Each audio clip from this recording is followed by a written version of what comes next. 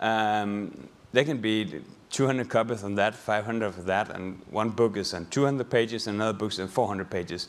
But the more books we can get at the same time from then, we will save costs on adjusting the printer, adjusting the binder, and of course it's also nice to get big orders, so we'll give them a better price.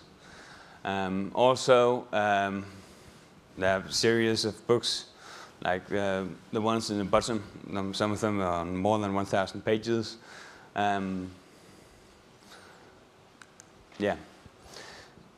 So we have built up the setup where there's a certain startup cost. We all know about startup cost, and you will always have that.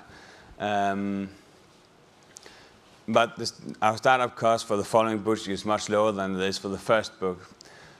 So if they, for instance, in this example, we have a standard size books. In Denmark, it's 140 by 220 millimeters. It could be A5, it could be A4. But the price, if they go to us and order 1,000 copies, 320 pages, would be €1.88 per book. And what we're trying to tell them is to order, for instance, 7 books at the same time. And the interesting thing here is that if you take the bottom price, 250 copies and 320 pages, the price is €1.84 per book. And the main gain for the publisher here is that instead of ordering 1,000 books, and they might not sell all the 1,000 copies, they combine a number of titles at the same time, and then they can reduce their stock. And from this, they get several advantages. First, they're getting the 250 copies at the same price per book as when they're ordering 1,000 copies. So they're not extending their expenses on buying the books. But in the warehouse, they have a smaller pallet, so they'll save money for storage.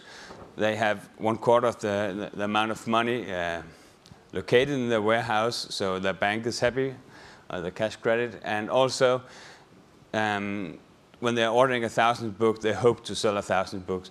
But it doesn't really always happen. So sometimes, after 2 or 3 years, they're throwing away 700 books. And if you only order 250 books, the chance of you throwing away 700 books is pretty minimal. So, so this is the message that we went out to the publishers with, and believe it or not, this is really not that hard to sell to the publishers. It's an obvious advantage. So, in Denmark, again, it's a very small country. The average run length of the books is 1,200 copies. And you would think then that in Germany it would be 20,000 copies, but it's not. Germany, 1,800 copies. And again, this is why I was so focused on competing on price, and I wanted to make a setup where I was able to compete in 1,000, 1,500 copies. Because when you're dealing with professional publishers, they're not going to publish a book unless they're pretty sure that they can sell at least 1,000 copies, because they have editorial costs and layout costs and that kind of things. So being able to sell them 500 books, then you can only sell them the reprint, or the 3rd reprint or 4th reprint. But if we were able to compete at 1,500 copies, we would be able to get as many as half the titles published, at least. And even in big countries like United States or Germany, many titles is published at around 1,000 copies. So,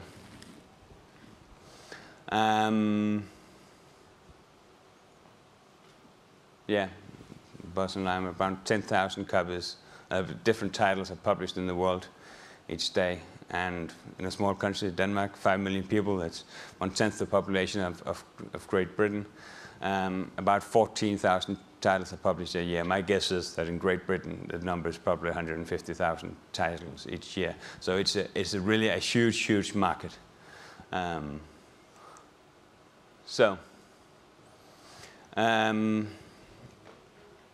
In order to also in a total calculation for the publisher to actually save the money when they have to order 4 times as often, we have developed some systems so that it makes it really easy for the publishers to order new books, and also to track when will they arrive in their stock and those things. But also on our side, in order to keep our costs low, we have developed a website where you can calculate the prices. It's here. This is for a booklet, but you can choose the paper, you can choose the number of copies, number of pages, and on the fly you will see the prices and the products.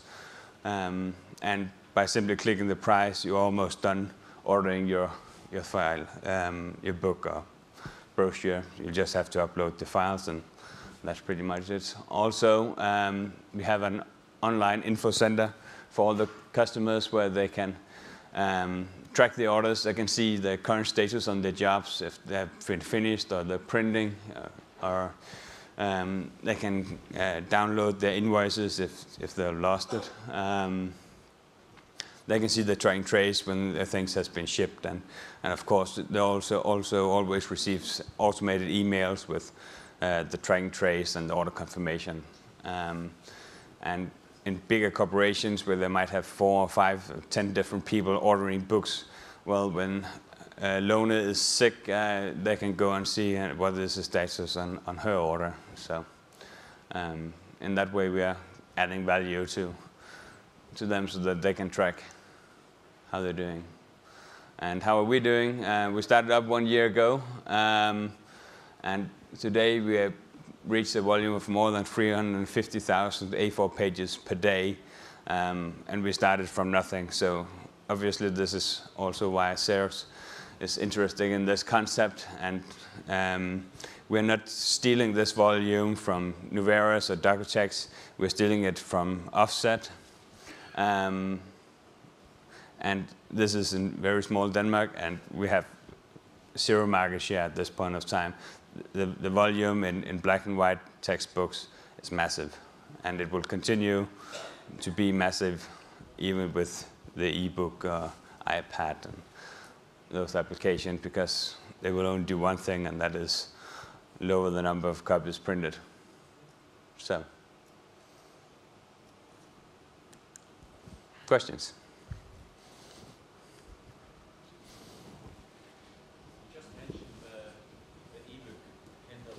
Yeah. How does that, what do you think is going to happen with your business? First I must say I've got an ebook reader and I enjoy using it. I think it's an amazing piece of technology, and my wife likes it too. And I'm pretty sure that when my kids get a bit older, they will love ebooks on iPad and that kind of stuff. So of course, more and more books will be sold. It's not a big thing in Denmark yet. The ebook reader just arrived, I think, half a year ago. But when you go on the web and do some research on this, you will learn that in December 2009, for the first time, Amazon sold more ebooks than they sold physical books. And that is in 4 years. They've grown that from 0 to, I think, 52% in December.